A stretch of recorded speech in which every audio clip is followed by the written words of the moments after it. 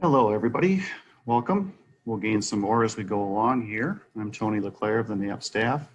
Stephanie Wolf, also with the team and staff here. Thank you for being with us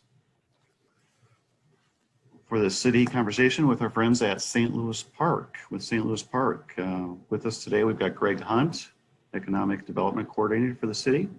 Greg's a longtime NAIOP member, so thank you for that, Greg.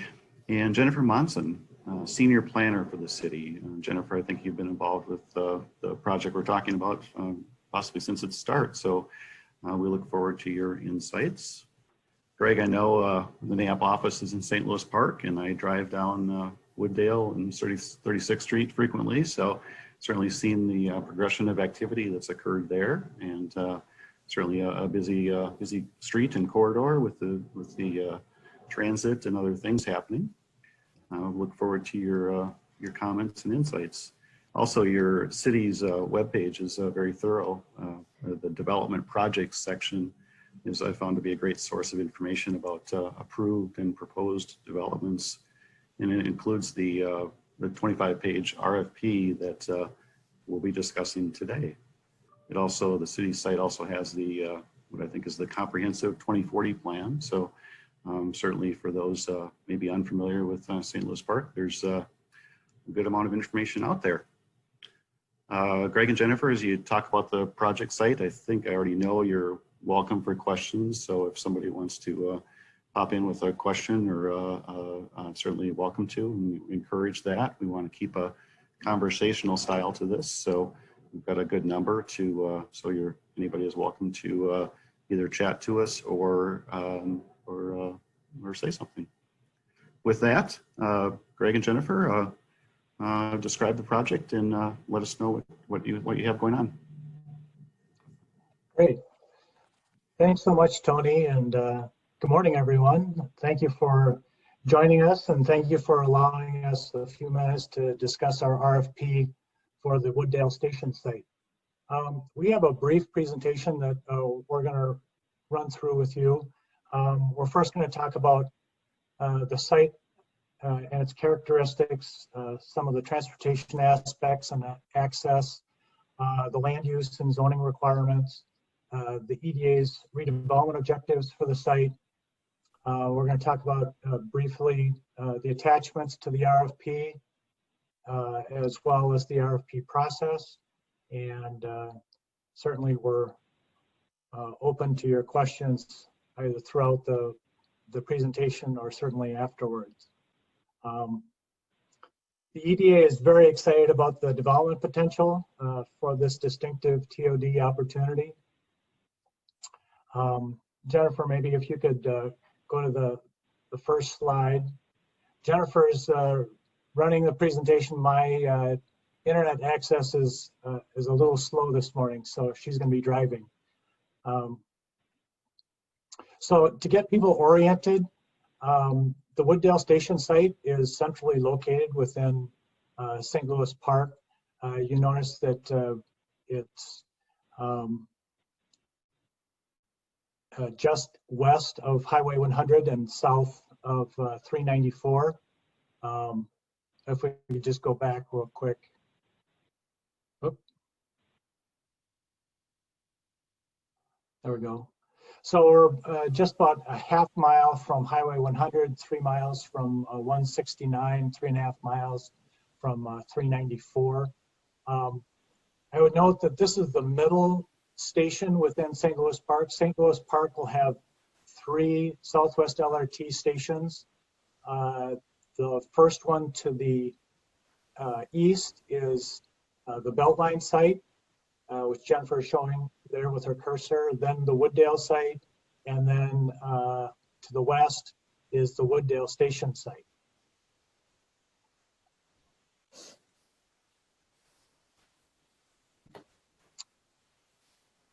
And then the next slide talks a little, this zooms in a little bit more, so you can see we are just off of the Highway 7 and Wooddale interchange, just to the northwest.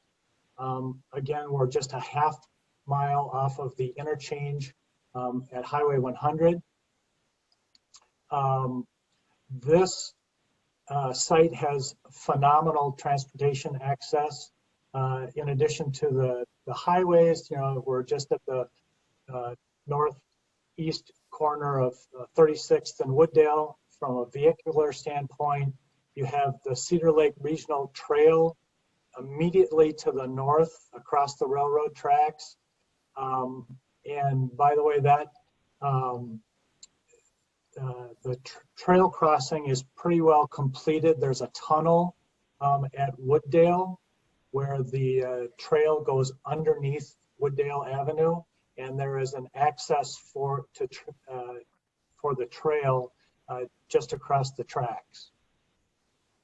There's also a bus stop at the corner of 36th and Wooddale for Metro bus Route 17 and 615.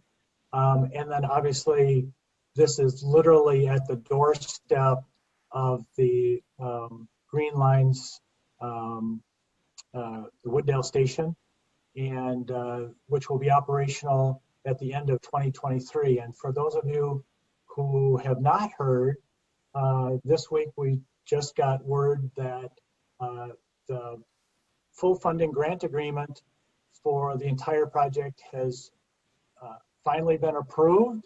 So we are fully good to go, even though the project has been under construction for some time. We now have a full federal commitment to match the local dollars being spent on the project. So the Green Line is officially good to go. In addition, there is a whole variety of amenities nearby this site. Just to the east is Target, and to the southeast is Burlington Coat and the Micro Center, and there's Lunds and Byerly's, and you're in close proximity to Excelsior Boulevard and all the commercial that's there. And then obviously just down Highway 7 is all the commercial area at Knollwood and 169. And then obviously there's, you're in close proximity to the Park Nicollet clinics on Excelsior, as well as the Methodist Hospital just to the southwest. The site itself is about 1.7 acres, and it's been assembled by the city and is available for purchase. We did have a previous development proposal for this site. It fell through, and so we're coming back to the marketplace to offer it to the development community. The adjacent site, which is not part of the RFP, but we thought we'd just note that is 1.4 acres. That's owned by the Standel family. They're a family that's owned a number of commercial properties in St. Louis Park as well as in Eden Prairie. I know that the commercial leases in that building, some of which run year to year, and there's a couple of 3-year leases in that building as far as I know.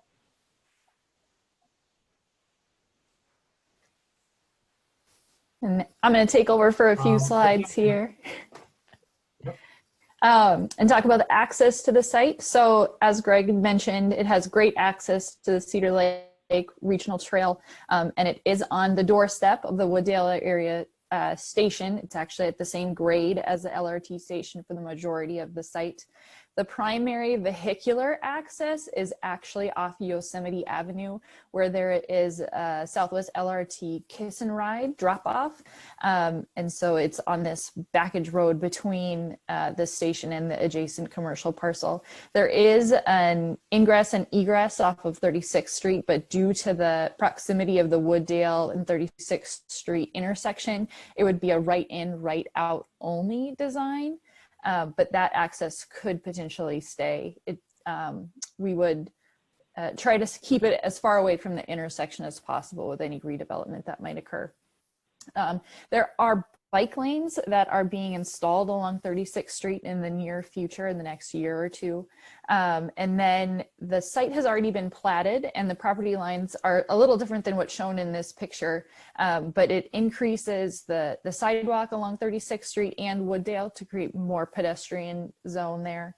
And then, like Greg mentioned, the access to the Cedar Lake Regional Trail is just north of the Wooddale LRT station. And you can ride your bike all the way to downtown Minneapolis or out west. The site has previously been re-guided as a transit-oriented development, which allows up to 125 units an acre. And then it's also been rezoned to an existing planned unit development. We do anticipate a rezoning or an amendment to that planned unit development to accommodate any new development proposal for the site. But essentially what could be built here based upon the land use and then a lot of public outreach that's already occurred is about a 6-story building with a maximum density of, again, 125 units an acre, which is about 210 units that could be built on the site. So again, the site's already been rezoned to a planned unit development. We will likely need to amend that planned unit development. It's already been platted. Stormwater has been provided off-site through a city constructed pond. So whoever redevelops the site will have to pay into that pond, but then on the actual site will only need to provide rate and volume control to meet city requirements. And then we have done an environmental assessment worksheet on the site, which took into account traffic, but depending on what's proposed, an update to that traffic study might be needed. I'm gonna throw it back to Greg. So we've been to a couple of study sessions with our EDA, which is basically our city council just wearing a different hat. And we've talked through their objectives for the site. As I mentioned, our council and EDA are very excited about the development opportunity here that this site presents. It seeks an experienced and capable developer and development team that can construct a signature TOD development. As we indicated, with an abundance of affordable housing that exceeds our inclusionary housing policy, as well as the requirements of our green building policy. We invite folks to particularly take a look at those policies because they're near and dear to staff and the EDA's hearts. We're looking for a mixed income development here, both market rate and affordable, but as we indicated, we're looking for even more affordable than in terms of the number of units that our inclusionary housing policy requires. Obviously, we're looking for it to be a multifamily mixed use with small scale neighborhood commercial on the first floor. We're looking for this to be a very active node, and with all the comings and goings from the station, the trail, the street network, we envision this to be a very busy corner. And so we're looking for a very active first floor. The council's indicated— Greg, I would also add that the majority of 36th Street today is all commercial. So we would like to keep that commercial frontage on the ground floor along that corridor. Sorry, Greg. That's okay. And in addition, we're looking for some site amenities on the site, including some kind of public plaza or at least a small community space, as well as public art. We know we're asking for a lot on this site, but we think that the site deserves this kind of attention. Greg, I see the RFP references, and you just talked on this a bit. Pedestrian-rich environment for the project itself. Is there any further you could go on describing what you feel is a pedestrian-rich situation?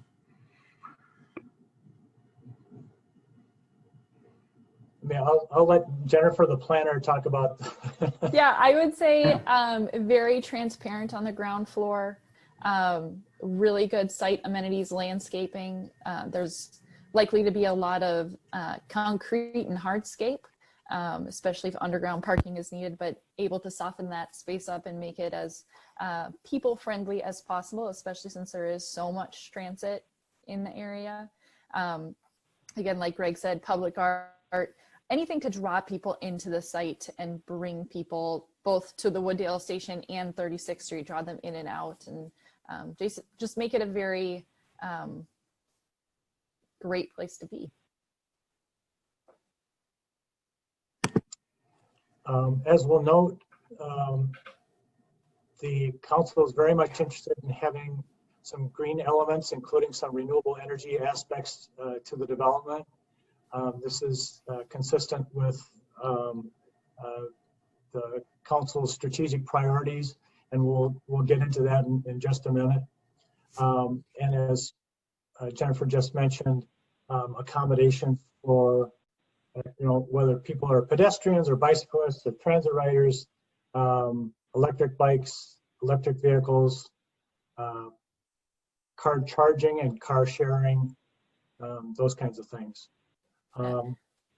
Greg, I would add that as part of our 2040 comprehensive plan, the city of St. Louis Park adopted a policy to really build for people first, bikes, buses, and then cars. So that's what we're hoping happens on this site, really designed for people and not necessarily cars. And what that can mean from a planning and zoning standpoint is in the planned unit development process, we have the ability to negotiate and right size the parking. So we don't want to provide, we require a lot of parking in our typical developments in St. Louis Park, and this being at a light rail station, we recognize that there will be likely significant parking reductions that can occur on this site. So make it less car friendly and more people friendly.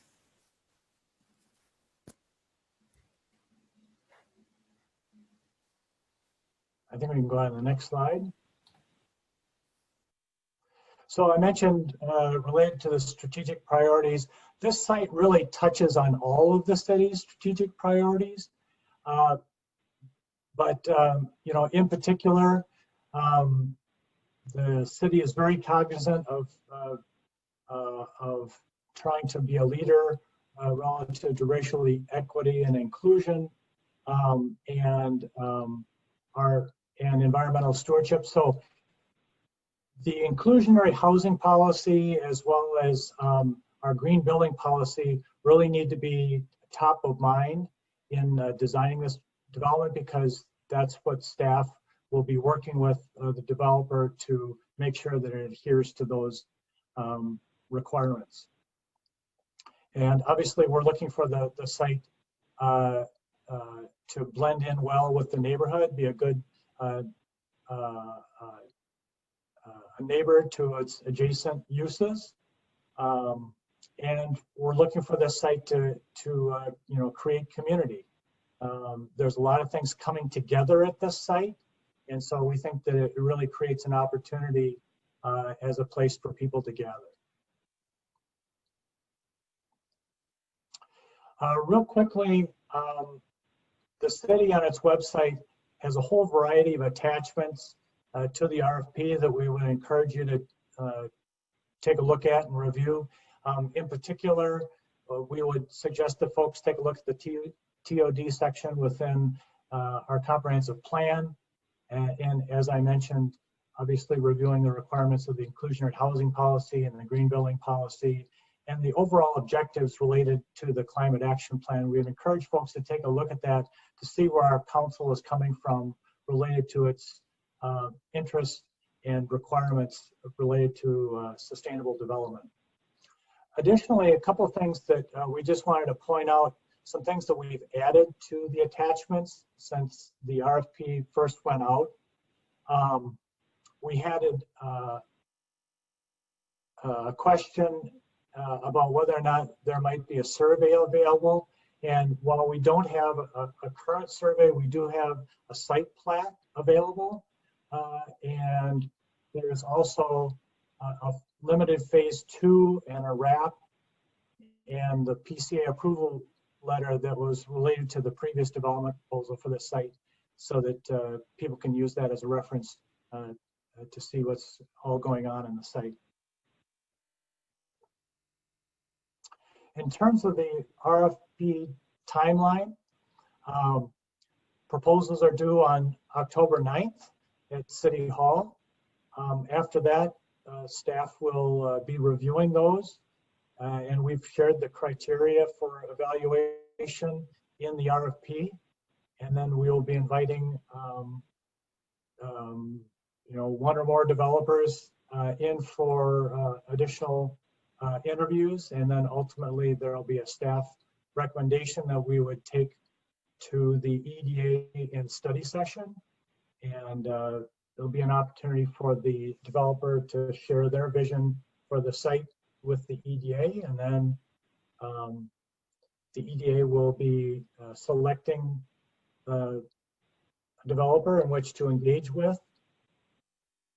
And the process that we envision to begin with is that we would enter into a preliminary development agreement with the developer that would give you access rights to the property during the due diligence process.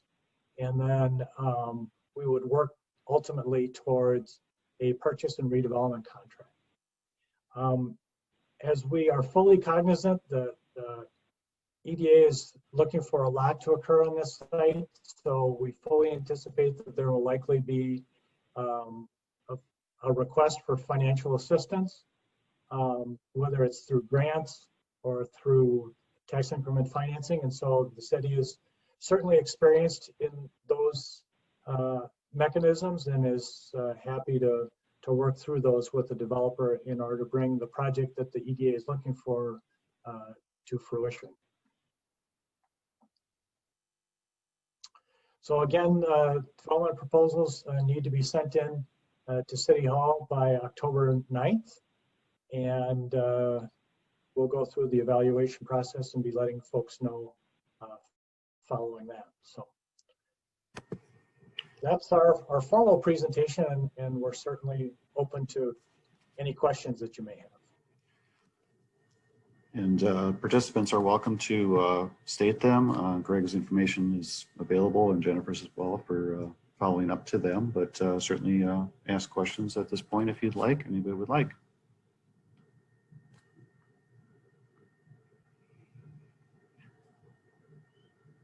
I see one on the, Greg, you made a reference to first floor commercial in the project, which is a definer of itself. Is there any further elaboration on that available on first floor commercial?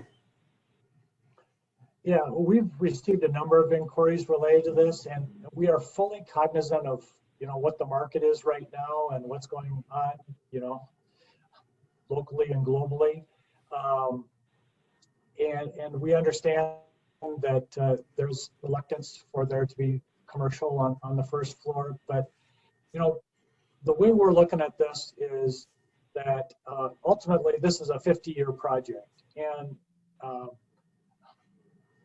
Lord willing, we will be through this COVID pandemic here within the next 2 years at the most, and so we need to be planning for the long term on this development. And so as we mentioned, there is a whole confluence of transportation aspects at this site, and it just calls for an active street level which involves commercial. And at the very least, the space needs to be designed for commercial purposes initially, and that's something that we'll be looking for. It would really be a shame ultimately, a few years down the road, Southwest LRT is up and running, and we're fully functioning as a society, and we don't have an active front along 36th Street in which folks can engage. So we really envision this to be a public gathering area, and that would include some commercial, and particularly small neighborhood commercial is really what the council is looking for, opportunities for some small businesses. And so we think that provides a lot of vitality to the site. Thank you. Other questions? You made a reference to Southwest LRT, the Beltline Boulevard Station, Louisiana Avenue is, I know that's separate from what we're talking about right now, but any overall comments on status check on what you have going on there? Yeah, so the EDA is currently working with Sherman Associates at the Beltline site on a multi-phase development there. Approximately 400 housing units there, as well as a commercial component. So that process is moving forward. There's a lot of moving pieces on that site, a lot of infrastructure that needs to be figured out. So that site is still in process, but we're fully intentional about working with the developer to realize the development there. In terms of other projects that are going on around this site, just to the north across the tracks, Place is constructing its Via Sol project. That's 217 units with a number of affordable units included in that. The Elmwood is just down the street, and that's under construction as well. That's a 70-unit project. And then just to the south, the Union Park Flats project on the Union Congregational Church site has received its municipal approvals and is out for financing.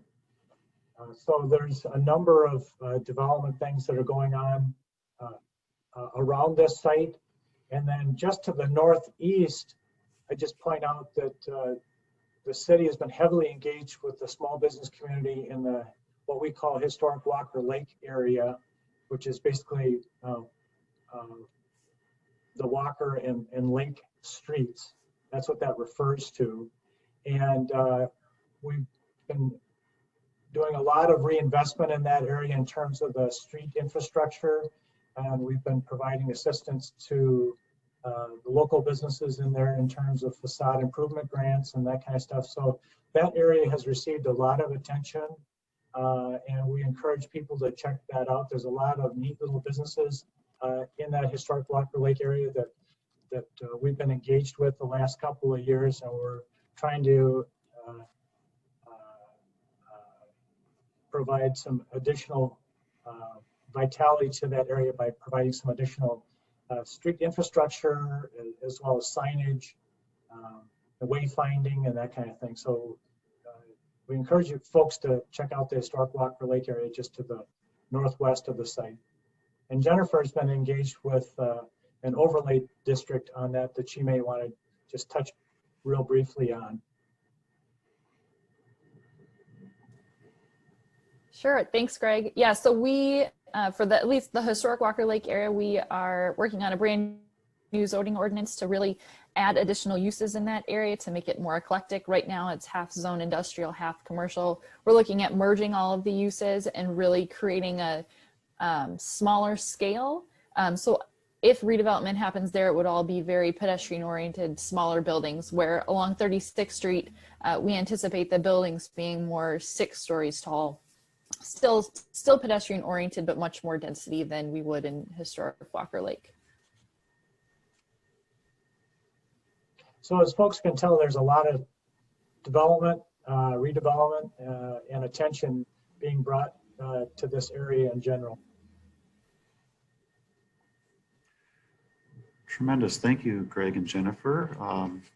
Leave it just for another minute for any questions from the audience. I know each of you are welcome to field questions on the follow-up questions directly, but the information you're providing was right on with, I think, what we're looking for. So great information.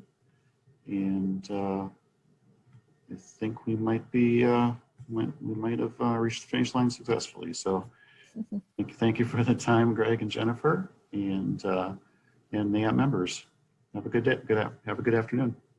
Thank you, Thank you everybody. very much.